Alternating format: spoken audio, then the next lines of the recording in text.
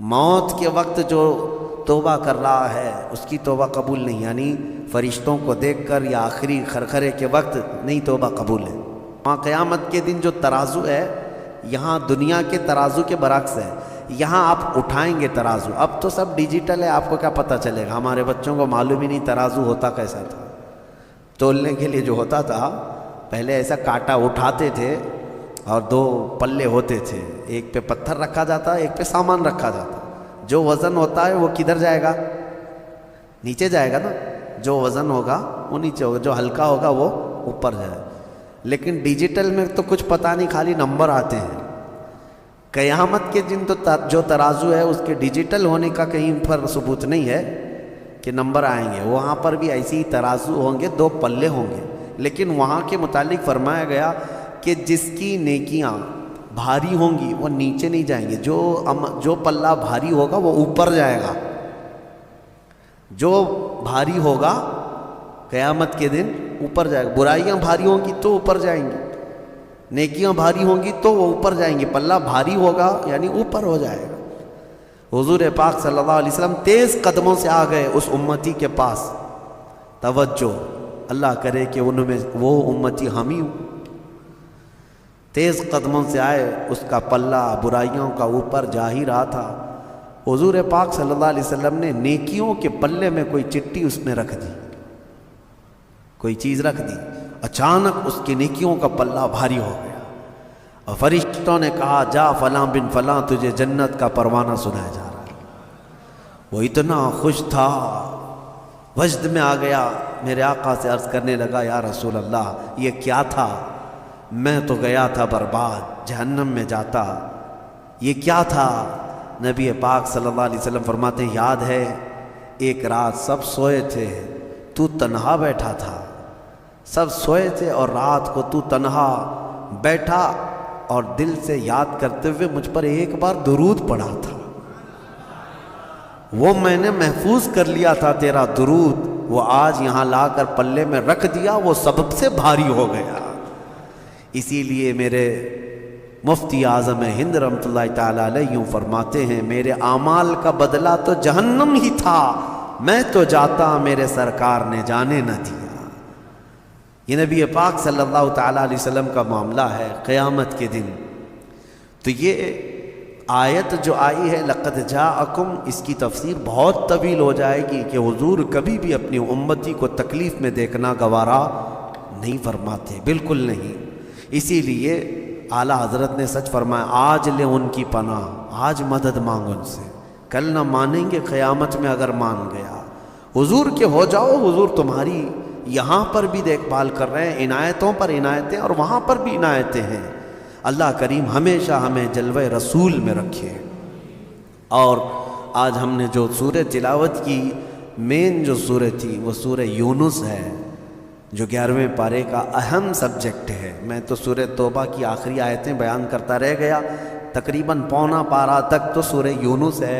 حضرت یونس علیہ السلام اللہ کے ایک نبی ہیں، ان کے زمانے کا تذکرہ موجود ہے۔ ان کی قوم سرکش ہو گئی تھی اور وہ بتوں کی پوجا میں لگ گئے۔ حضرت یونس علیہ السلام انہیں ڈراتے رہے اور پھر ان سے کہتے رہے کہ اللہ کا عذاب آ جائے گا، باز آ جاؤ۔ وہ مانتے نہیں تھے۔ پھر ایک دن ایسا ہوا کہ حضرت یونس علیہ السلام نے اللہ کی بارگاہ میں عرض کر دی کہ مولا میری امت اب نہیں مانتی، میں تیری بارگاہ میں التجا کرتا ہوں کہ تو ان پر عذاب بھیج دے۔ سنے لوگوں نے، پھر بھی آئے نہیں، اور یہ دعا کی، اور حضرت یونس گاؤں چھوڑ کر چلے گئے۔ نینوا ان کا گاؤں ہے، عراق میں آج بھی وہ گاؤں کا نام ہے نینوا۔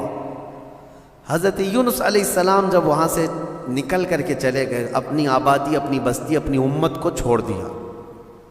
پھر جو امت ہے حضرت یونس علیہ السلام کی، انہوں نے دیکھا بڑے بوڑھے لوگ سب جمع ہوئے اور کہا کہ دیکھو حضرت یونس ہمیں ڈراتے رہے، بعض ہم نہیں آ سکے، وہ خدا کی طرف بلاتے رہے، لیکن وہ ہمیں عذاب کی دھمکی دے کر گئے، دیکھ لو آج یونس علیہ السلام گھر پہ ہیں یا نہیں ہیں، اگر وہ نہیں ہیں تو اس کا مطلب عذاب آ سکتا ہے۔ تو لوگوں نے جا کر کے دیکھا حضرت یونس علیہ السلام نہیں تھے، تو وہ سب کے سب ڈرے اور سب میدانوں میں آنے لگے۔ اسی وقت دیکھا بدلیاں چھا گئیں، دھواں اٹھنے لگ گیا، اور دور دراز سے ایک بہت تیز دھواں اس شہر کی طرف آنے لگا۔ پہلے کے عذابات ایسی ہوتے، ابر چھاتا تھا، کالی بدلیاں آتی تھی، سب ڈر گئے، سب اپنے اپنے بچوں کو، عورتوں کو، سب کو لے کر میدان میں آ گئے۔ یہ پہلی قوم ہے جس کا ذکر قرآن میں آیا ہے۔ اللہ فرماتا ہے فلولا كانت قرية آمنت فنفعها ایمانها الا قوم یونس۔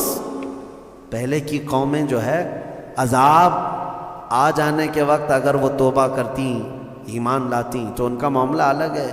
موت کے وقت جو توبہ کر رہا ہے اس کی توبہ قبول نہیں، یعنی فرشتوں کو دیکھ کر یا آخری خرخرے کے وقت نہیں توبہ قبول ہے۔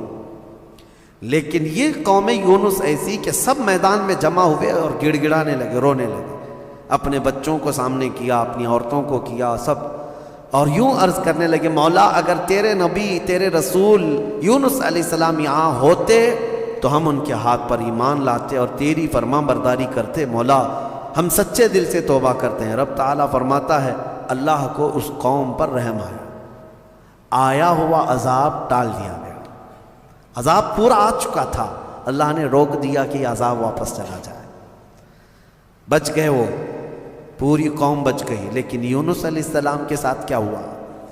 وہ بستی چھوڑ کر کے نکلے اور سمندر کے سفر پر نکل گئے کہ مجھے یہاں رہنا ہی نہیں، بہت دور چلے جانا۔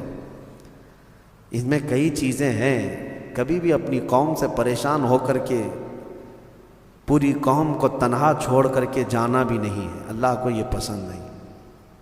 نکل گئے، کشتی میں سفر کر رہے تھے، کشتی بیچ سمندر میں پہنچی تو ہچکولے کھانے لگ گئی، وہ اب ڈوبی کی تب ڈوبی۔ جتنے لوگ بیٹھے تھے انہوں نے کہا، اس زمانے میں یہ لوگوں کے جو ٹوٹکے ہوتے تھے جانتے تھے وہ لوگ، کہا کہ شاید ہماری کشتی میں کوئی بھاگا ہوا غلام ہے۔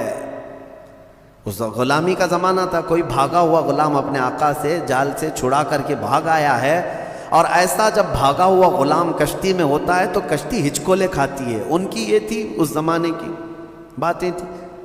سبوں نے ایک دوسرے سے کہا تو حضرت یونس علیہ السلام اپنے دل میں سوچنے لگے، کہا میں ہی ہوں وہ بھاگا ہوا غلام، میرے رب سے بھاگ کر کے آیا، اللہ کا حکم آیا نہیں تھا، اس سے پہلے میں بھاگ آیا۔